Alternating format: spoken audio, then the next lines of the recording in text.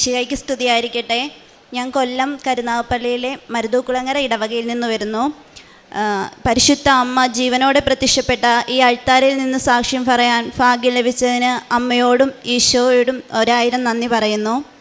ഞാൻ ഉടമ്പടി എടുക്കാനുണ്ടായ സാഹചര്യം എൻ്റെ ഈ മോളാണ്. മോളെ പ്രസവിച്ച് മോളുടെ ജ്ഞാനസ്നാനത്തിൻ്റെ അന്ന് കരുനാഗപ്പള്ളി താലൂക്ക് ആശുപത്രിയിൽ നിന്ന് വിളിച്ചിട്ട് പറഞ്ഞു, കുഞ്ഞിൻ്റെ സ്ക്രീനിങ് ടെസ്റ്റിൻ്റെ റിസൾട്ട് വന്നു. കുഞ്ഞിന് G6PD എന്ന ജനിതക രോഗമാണ്.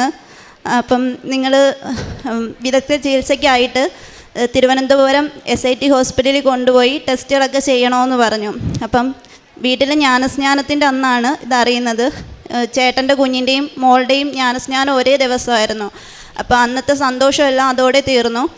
ഞങ്ങളാകെ എല്ലാവരും ഭയങ്കരമായിട്ട് വിഷമിച്ച് കരഞ്ഞു പ്രാർത്ഥിച്ചു. രാത്രിയിൽ ഉറങ്ങിയില്ല. രാത്രിയിൽ വിശ്വാസ പ്രമാണം ചൊല്ലി നല്ല രീതിയിൽ ഞങ്ങൾ പ്രാർത്ഥനയോടെ തന്നെയായിരുന്നു. അപ്പം ഞാൻ എൻ്റെ അമ്മയോട് പറഞ്ഞപ്പം അമ്മ പറഞ്ഞു, മോളെ കൃപാസനം എന്നൊരു പള്ളിയുണ്ട്, നമുക്ക് അവിടുത്തെ മാതാവിൻ്റെ പ്രാർത്ഥന ചൊല്ലാം, കുഞ്ഞിന് അവിടുത്തെ നേർച്ച വസ്തുക്കൾ തേച്ച് നമുക്ക് പ്രാർത്ഥിക്കാമെന്ന് പറഞ്ഞു. അതുവരെ എനിക്ക് അറിയത്തില്ലായിരുന്നു ഇങ്ങനൊരു പള്ളിയുടെ കാര്യവും കൃപാസനത്തെക്കുറിച്ചൊന്നും എനിക്ക് വലിയ അറിവുണ്ടായിരുന്നില്ല. അപ്പം ഞാൻ അമ്മയുടെ ചേച്ചിമാർ തന്ന നേർച്ച വസ്തുക്കൾ ഉപയോഗിച്ച് ഞങ്ങളിവിടുന്ന് കൊല്ലത്തുനിന്ന് തിരുവനന്തപുരം പോകുന്ന അത്രയും സമയവും ഞങ്ങൾ കുഞ്ഞിന് വേണ്ടി പ്രാർത്ഥിക്കുമായിരുന്നു. കുഞ്ഞിൻ്റെ കാറിലിരുന്നുകൊണ്ട് എല്ലാ പ്രാർത്ഥനയും ഇവിടുത്തെ പ്രത്യക്ഷീകരണ പ്രാർത്ഥനയും വിശ്വാസ പ്രമാണവും എല്ലാം പ്രാർത്ഥിച്ച് കുഞ്ഞിനെ അവിടെ ചെന്ന് അവിടുത്തെ ഡോക്ടർമാർ കണ്ടപ്പോൾ ഡോക്ടേഴ്സ് ആദ്യം പറഞ്ഞത്, കുഞ്ഞിന് വലിയ കുഴപ്പമൊന്നും കണ്ടിട്ട് തോന്നുന്നില്ലല്ലോ, നമുക്കൊന്നുകൂടി റീടെസ്റ്റ് ചെയ്യാം, നമുക്ക് ചെയ്തിട്ട് വിളിക്കാമെന്ന് പറഞ്ഞു. അങ്ങനെ അവരൊരു ഡേറ്റ് വന്നു. ആ ഡേറ്റിന് ഞങ്ങൾ പോയി റീടെസ്റ്റ് ചെയ്തതിൻ്റെ റിസൾട്ട് വന്നപ്പം കുഞ്ഞിന് യാതൊരു കുഴപ്പവുമില്ല. ഞങ്ങൾ ആ റിസൾട്ട് കൊണ്ടുവന്ന് കരുനാഗപ്പള്ളി ഹോസ്പിറ്റലിൽ കൊടുത്തപ്പോൾ അവിടുത്തെ ഡോക്ടേഴ്സിനും നേഴ്സുമാർക്കും ഇത് യാതൊരു വിശ്വാസവും വന്നില്ല.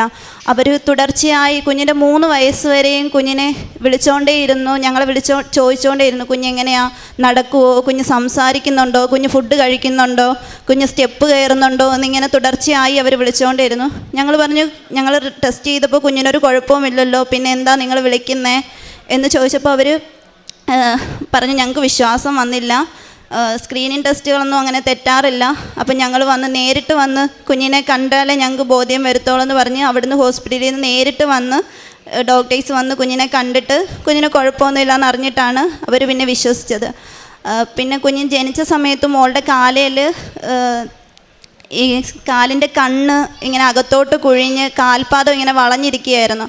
അപ്പോൾ അന്നും ഞങ്ങളിങ്ങനെ മാതാവിൻ്റെ ഉപ്പും തേനും ഒക്കെ പുരട്ടി മോളുടെ കാലിൽ പുരട്ടി പ്രാർത്ഥിച്ചതിൻ്റെ ഫലമായിട്ട് അത് പെട്ടെന്ന് മാറുകയുണ്ടായി. അപ്പം എൻ്റെ അമ്മ നേർന്നായിരുന്നു കുഞ്ഞിനെ ഇവിടുത്തെ അൾത്താരയിൽ കൊണ്ടുവന്ന് കുഞ്ഞിനെ സമർപ്പിക്കാമെന്ന് നേർന്നായിരുന്നു. പക്ഷേ നിർഭാഗ്യവശാൽ ഞങ്ങൾക്കിവിടെ വരാനോ ഇവിടെ വന്ന് പ്രാർത്ഥിക്കാനോ കഴിഞ്ഞില്ല. കൊറോണയുടെ സമയമായിരുന്നു.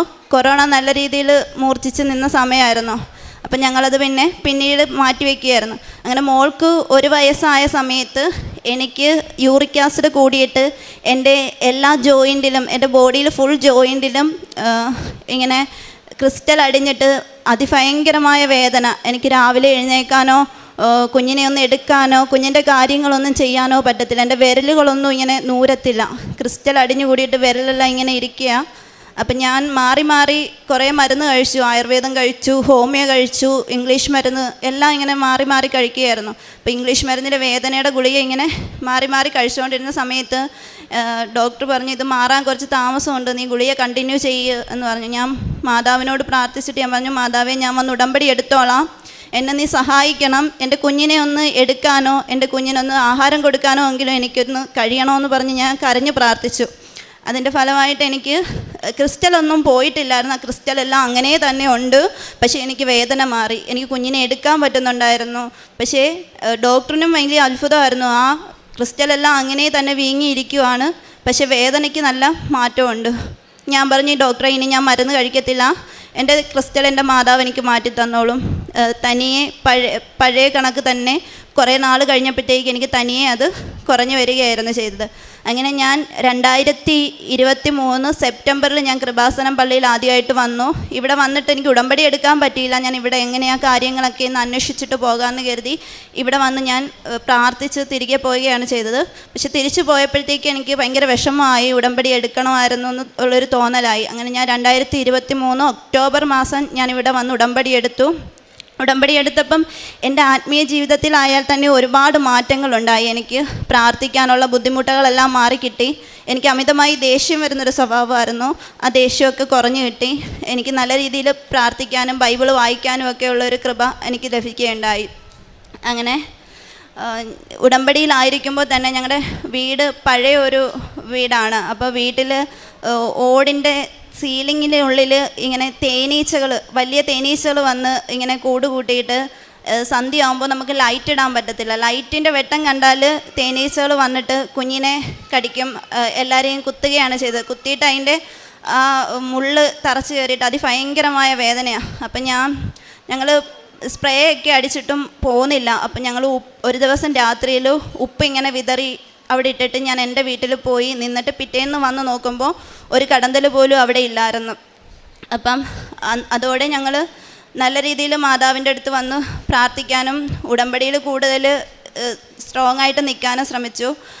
പിന്നെ മോൾക്ക് ഫുഡ് അലർജി ഉണ്ടായിരുന്നു. എന്ത് ഫുഡ് കൊടുത്താലും മോൾക്ക് ഫുഡ് അലർജി ആയിരുന്നു. ഒരു ആഹാരവും കൊടുക്കാക്കത്തില്ല. കഞ്ഞിയും ചോറും മാത്രമല്ലാതെ ഒന്നും കൊടുക്കാൻ പറ്റത്തില്ല. ഒരു പച്ചക്കറിയോ അല്ലെങ്കിൽ ഒരു നട്ട്സോ അങ്ങനെ ഒന്നും കൊടുക്കാക്കത്തില്ല. എന്ത് കൊടുത്താലും മോൾക്ക് ദേഹം ഫുള്ള് ചൊറിഞ്ഞ് തണുക്കുന്ന ഒരു അസുഖമായിരുന്നു. അപ്പം ഞാൻ ഡോക്ടറെ കാണിച്ചപ്പോൾ ഡോക്ടർ പറഞ്ഞു കുറേ നാളെടുക്കും ഇത് മാറാൻ, എന്തായാലും മരുന്ന് കഴിക്കണ്ട, ഇത് ഫുഡ് കൺട്രോൾ ചെയ്ത് മാറ്റാനേ പറ്റത്തുള്ളൂ എന്ന് പറഞ്ഞു. പക്ഷേ ഞാൻ ഫുഡൊന്നും കൺട്രോൾ ചെയ്തില്ല. ഞാൻ ഇവിടുത്തെ കൃപാസനത്തിൽ ഉപ്പിട്ട് ഞാൻ മാതാവിൻ്റെ പ്രാർത്ഥനയും ചൊല്ലി ഞാൻ ഉപ്പിട്ട് മോൾക്ക് എല്ലാ ഫുഡും കൊടുത്തുകൊണ്ടേയിരുന്നു. വളരെ ഒരാഴ്ച കൊണ്ട് എനിക്ക് തോന്നുന്നു ആ അലർജി പൂർണ്ണമായിട്ടും മാറിക്കിട്ടി. പിന്നെ ഞങ്ങൾക്ക് വീട് പണിക്ക് 38 കൊല്ലം പഴക്കമുള്ള ഹസ്ബൻഡിൻ്റെ കുടുംബ വീടായിരുന്നു. അപ്പം വീട് പണിയണമെന്ന് വലിയ ആഗ്രഹമായിരുന്നു. അങ്ങനെ ഞങ്ങൾ പ്ലാൻ വരച്ചിട്ട് ഇവിടെ വന്ന് ജോസഫ് അച്ഛനെ കണ്ടു.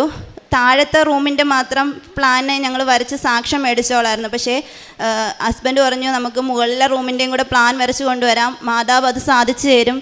ഞങ്ങൾക്ക് വീട് പണി തുടങ്ങുമ്പോൾ ഞങ്ങളുടെ കയ്യിൽ 7 ലക്ഷം രൂപയേ ഉള്ളൂ. ഞങ്ങളിവിടെ വന്ന് മാതാവിനെ കണ്ട് അച്ഛനെ കണ്ട് പ്രാർത്ഥിച്ച് അച്ഛൻ പ്രാർത്ഥിച്ചിട്ട് എന്നോട് പറഞ്ഞു ഈ കാശ് രൂപം കല്ല് ഇടുന്നിടത്തിടണം, ഡിസംബർ 27-ാം തീയതി ഈ കല്ലിടുന്ന കർമ്മം നടത്തണമെന്ന് പറഞ്ഞു. അങ്ങനെ ഞങ്ങൾ ഡിസംബർ 27-ന് തന്നെ കല്ലിട്ടു. അച്ഛൻ പ്രാർത്ഥിച്ച് തന്ന കാശ് രൂപവും അതിലിട്ട് അതിനുശേഷം അച്ഛൻ പറഞ്ഞത് 6 മാസം കൊണ്ട് നിങ്ങളുടെ വീട് പണി കഴിയുമെന്നാണ്. പക്ഷേ എനിക്ക് 5 മാസം കൊണ്ട് എൻ്റെ വീട് പണി 1300 സ്ക്വയർ ഫീറ്റിൻ്റെ വീട് പണി 5 മാസം കൊണ്ട് മാതാവ് പൂർണ്ണമായിട്ടും തീർത്തു തന്നു.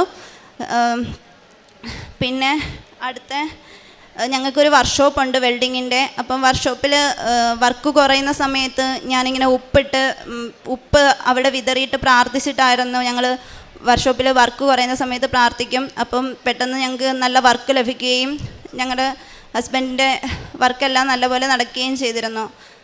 പിന്നെ പ്രേക്ഷിത പ്രവർത്തനം എന്ന് പറയുന്നത് ഞാൻ ഇവിടുത്തെ പത്രം അവിടെ കൊല്ലത്ത് തുയ്യം പള്ളിയിൽ അവിടെ കൊണ്ടുപോയി കൊടുക്കുകയും അവിടെ ഡിസ്ട്രിക്ട് ആശുപത്രിയിലെ രോഗികൾക്കും കൂട്ടിരിപ്പുകാർക്കും വിതരണം ചെയ്ത് കൊടുക്കുകയും അവർക്ക് പറഞ്ഞു കൊടുക്കുകയും കൃപാസനം മാതാവിനെ പറ്റി പറഞ്ഞു കൊടുക്കുകയൊക്കെ ചെയ്തു. പിന്നെ എൻ്റെ അടുത്തൊരു അമ്മച്ചി ഉണ്ടായിരുന്നു. അമ്മച്ചി വാടകയ്ക്ക് വന്നതാണ്. അപ്പം അമ്മച്ചിക്ക് ആഹാരമൊന്നും വെച്ച് കഴിക്കാനൊന്നും പറ്റത്തില്ലായിരുന്നു. അപ്പം അമ്മച്ചിക്കൊരു കൊച്ചുമോൾ കൂടെ ഉണ്ടായിരുന്ന മോള് ദൂരെ ജോലിക്ക് പോകുമായിരുന്നു. അപ്പം അമ്മച്ചിക്ക് വേണ്ടുന്ന ആഹാരമെല്ലാം ഞാൻ വെച്ച് കൊടുക്കുമായിരുന്നു.